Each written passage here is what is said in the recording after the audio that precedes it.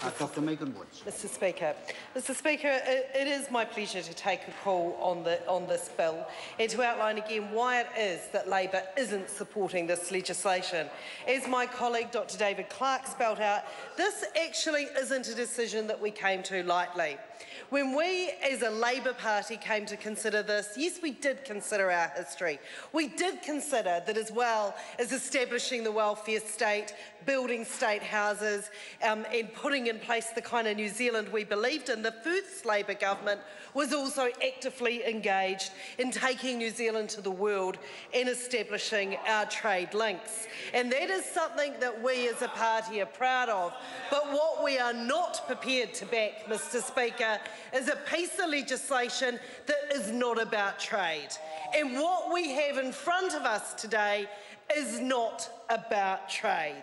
It undermines New Zealand's sovereignty for speculative gains.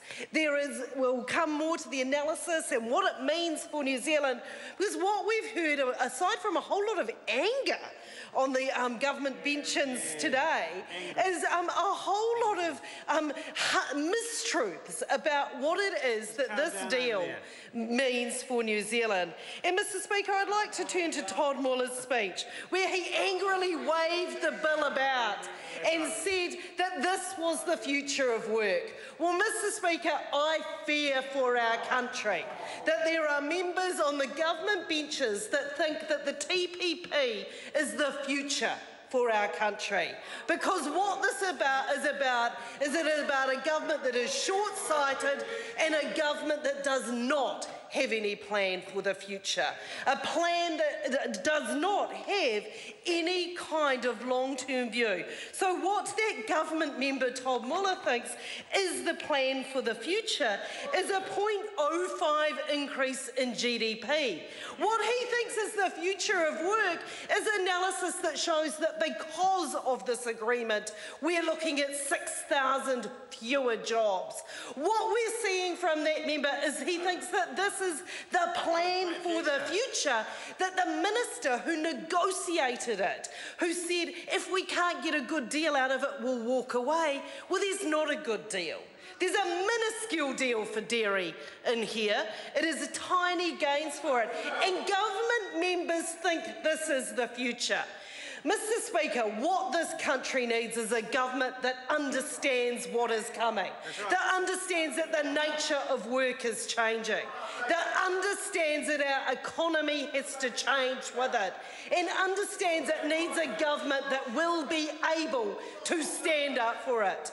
What we won't be able to do under this legislation is put the kinds of protections we want to put in place in our economy to make sure that we are ready for the 21st century. And that is something that this government has absolutely no plans around it.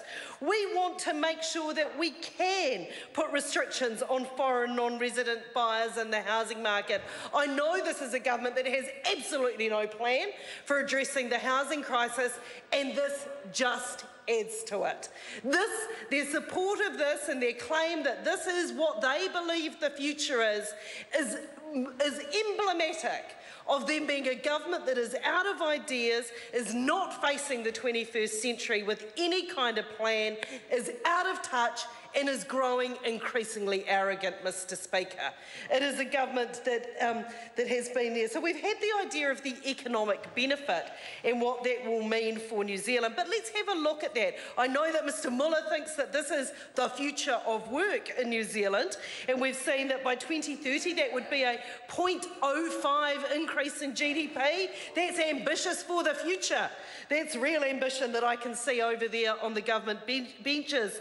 And the magnitude of the 0.9% GDP change forecast by the government as a result of the TPP implementation by 2030 contrasts sharply with the expected business as usual GDP increase of 47% over the same time period. So what is this deal adding?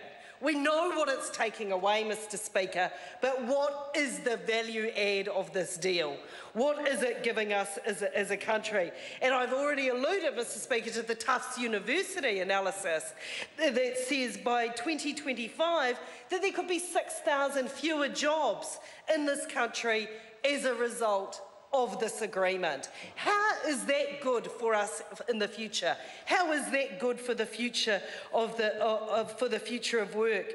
That same Tufts University study, Mr. Speaker, also forecasts that the labour share of output, that's called wages and salaries for those that are wondering, would see a fall of 1.45% over that period. Now, if that is what the national government thinks is the future of work, then New Zealanders should be very, very afraid. That they think that the future of work is falling wages, fewer jobs and stagnant growth from the kind of deal that they're going to put in place, then, Mr. Speaker, they should be incredibly worried.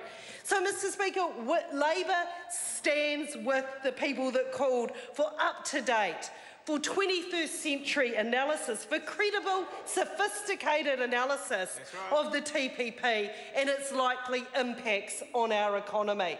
That we cannot get away with the top-line theory that we're seeing trotted out by the government members who have been put up to speak on this bill.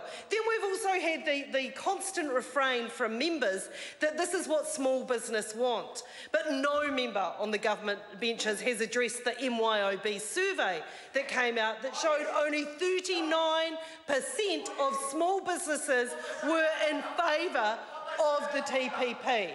So this is a government that thinks that it's going to be good for small business, but small business is telling them... Order. Look, I want to hear what the Speaker is saying. So I know you do. Order. I'm on my feet. This barracking across the crossbench is unacceptable. Dr Megan Woods.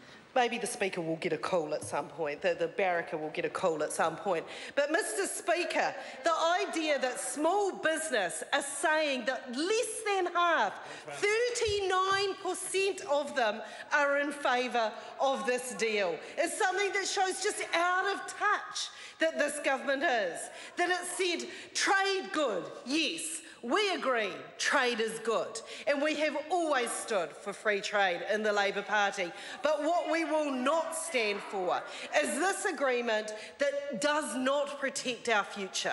It is about more than trade, this agreement, and it doesn't set us up for the kind of New Zealand that we on this side of the House have a vision for.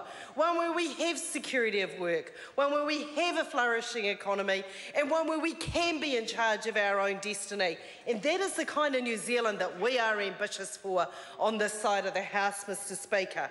That I think a previous speaker from New Zealand First spoke about a group of people that came to Parliament today. And there was a mother and her 3 children that had walked from Christchurch over the last 20 days. They'd walked 20 kilometres a day to get here to Wellington today, Mr. Speaker. And what they were worried about was the future. And she was worried. What drove that woman to set out on this hikoi of the South Island? Of course, they took the ferry to get here to Wellington. But what drove them on this hikoi was the fear for her children's future. And for many New Zealanders, this is what they are concerned about when they hear about the TPP. They are concerned about the kind of future that we are facing. And, Mr. Speaker, when we have government members that get on their hind legs and actually say this is what they believe the positive future for New Zealanders, that this is as ambitious as they get, they should be worried for their children's future, Mr. Speaker. That we need to have a country where we can support. And I think that Grant spoke about, he revealed quite a lot, Mr. Robertson revealed quite a lot when he talked about his anxiety dreams and preparing for exams that didn't exist.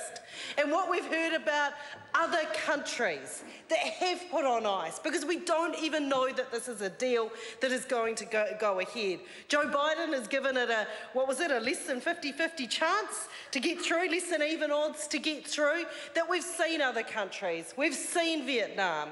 We have seen Japan delay this legislation because it's not even a given. But here we are rushing this through. It was a rushed process all the way through, and we don't even know that it comes to pass. It is a real shame that we have not taken the opportunity instead to think about what the future can and will be for New Zealand, what it is that we can offer our children. So, Mr Speaker, Labour does not support this legislation. Nuku Rako.